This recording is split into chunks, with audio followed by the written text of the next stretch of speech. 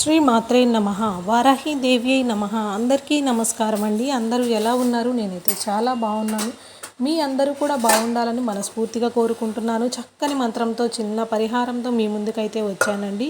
ఏం చేయాలి అంటే కనుక ఈరోజు రాత్రి మీరు పడుకోబోయే ముందు 108 సార్లు అయితే కనుక ఖచ్చితంగా ఈ మంత్రాన్ని జపించండి. 24 గంటల్లో మీ కోరిక అయితే తీరుతుంది. కఠినమైనది తప్పనిది అయితే మాత్రం అది ఎలా తీర్చుకోవాలి అనేటువంటి ఒక దారి అనేది మనకి ఆ వారాహి అమ్మవారు చూపిస్తారనమాట. పీరియడ్ టైంలో ఉన్న వాళ్ళు, నాన్ వెజ్ తిన్న వాళ్ళు అస్సలు జపించకండి. రాత్రి పడుకోబోయే ముందు జపించండి.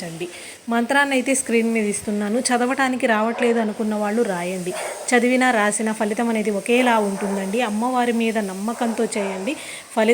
ఫలితం అనేది ఊహించని రీతిలో వస్తుందన్నమాట. ఓం వషట్కరాయ నమః. ఓం వషట్కరాయ నమః. విన్నారు కదండి మంత్రాన్ని అయితే. Thanks for watching this video. స్వస్తి.